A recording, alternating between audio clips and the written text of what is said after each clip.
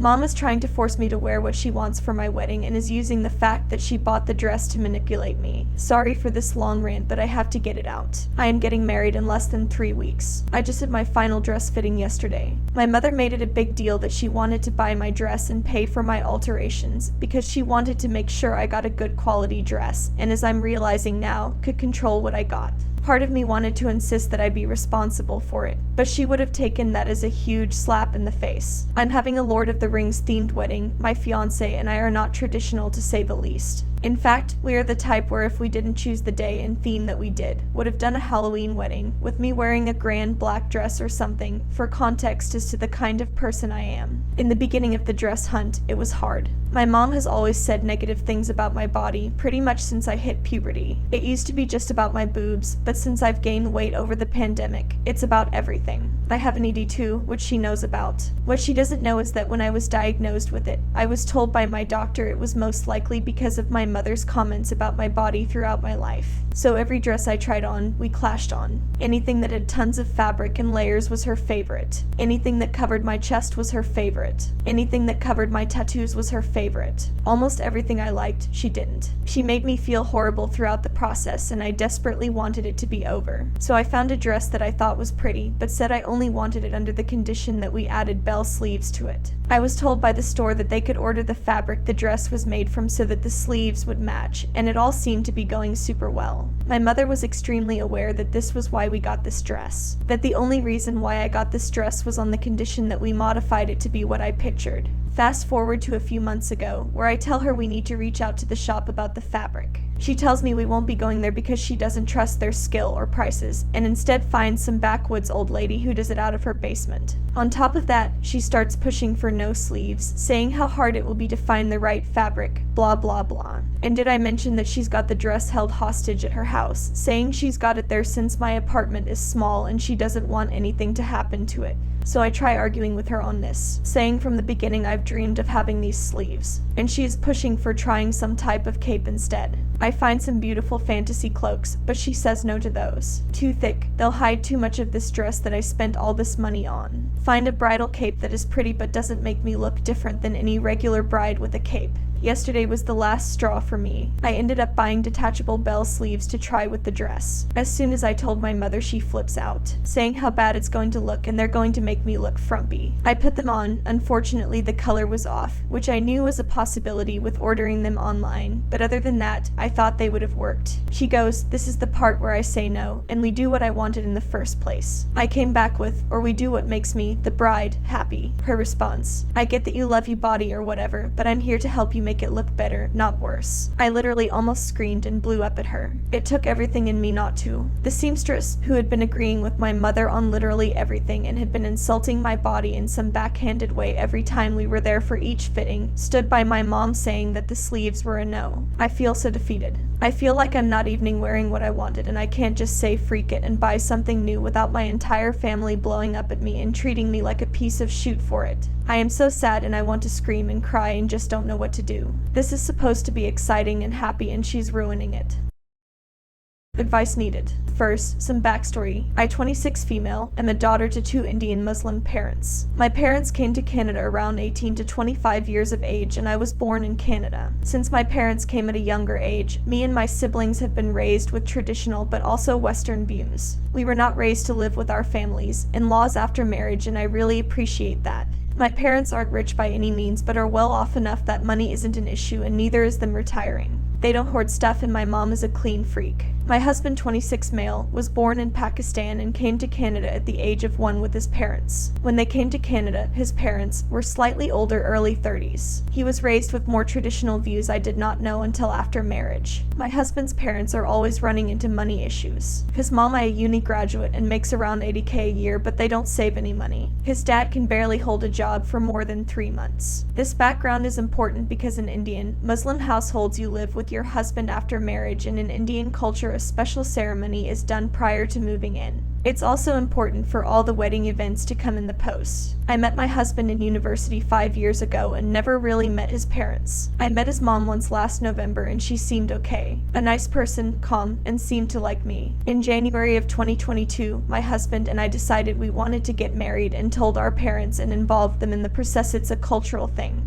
Our families met, and his family seemed fine, and I met them for 3 hours. In March, we got legally and religiously married. In Indian weddings, we have 2 receptions, one to give away the bride, which is held by the bride's family, and a reception, part held by the groom's family. We decided to keep the wedding receptions in September, and my family went all in. Prior to the reception, in July, our families met to discuss the events, gifts, the money to be given by the groom's side, the dress for the groom's day, and the number of attendees the groom's side would be able to bring to the wedding on the bridesmaid day. This is where things started to go haywire. His mom agreed to everything and understood some stuff was in our culture and not theirs, but agreed to it without reluctance. After a week goes by, I ask my husband when I'll get the money to buy the dress, and he says I won't be getting it. It's not a part of their culture. My mom and his mom had a talk, and she went and told my husband a completely different story, which led to my husband saying some nasty things to me. My family said whatever and just paid for my dress and bought me everything they should have given. Fast forward to the reception. Typically after a reception, the bride and groom get in a fancy car and spend the night at a hotel. My mother-in-law and father-in-law were hell-bent on getting a limo for everyone his family and us spending the night at the house, his whole extended family. I had to reluctantly agree because I couldn't win, so I told my husband it will just be us in the car, and he told his parents, who got angry with him, but because I wouldn't budge, he kept a 2-seater so it could be just us. I decided to clean the laundry room and to unpack.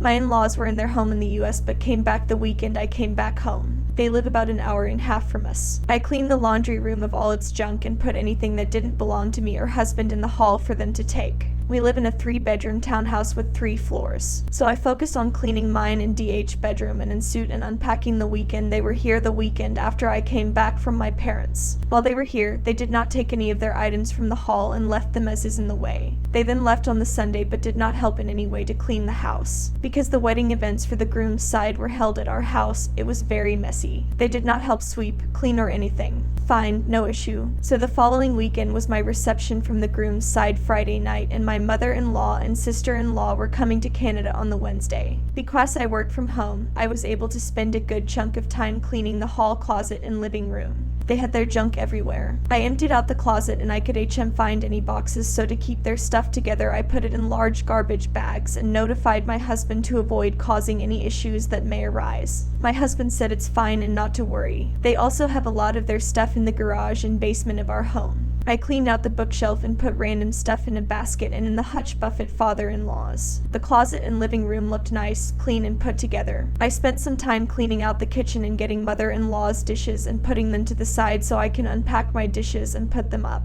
Mother-in-law's dishes were all sticky and gross and dirty, and DH said anything I don't want to keep we would donate. So I took out dishes slowly that I wouldn't use and stacked them in a small Amazon box. On the Wednesday when mother-in-law and sister-in-law came over, mother-in-law had a meltdown, asking me who I was to move her stuff and why I took everything out. I had done one kitchen cupboard and took like 10 dishes out. She was having a meltdown, and so I went upstairs. Fast forward an hour and I have my husband coming upstairs to tell me to go apologize to his mom and asking me how I'd feel if my brother's wives did it to my parents. I told him if my brother's wives did it to parents that would be fine, because my parents don't live there and it's not their house but my brother and his wife's house. This upset him a little, but I went down and apologized for cleaning and moving her stuff. She then went on about how it was my husband's home and theirs because they moved in with him. He moved in May and they were only in the US temporarily and they still had all their stuff here because it was their home and I was just a live-in guest. I had told her she could have easily put her stuff in the bedroom that she and sister-in-law have taken over. Father-in-law has taken over the third one, and her response was the rooms only have space for a bed.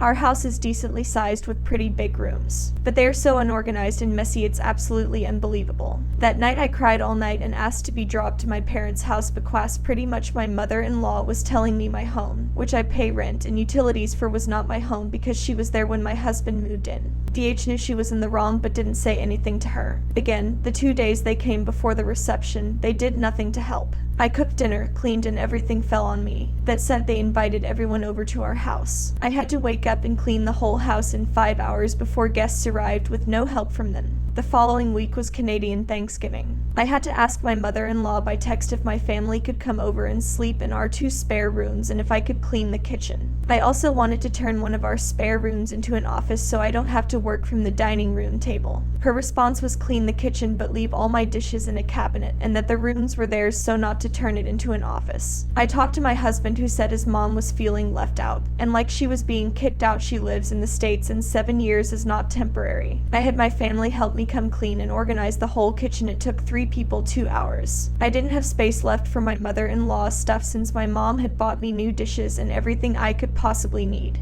DH told his mom I put her stuff into 2 boxes and into the garage, and she again got really upset that I was treating it like my own home and setting up without leaving her stuff since it's her home and not mine.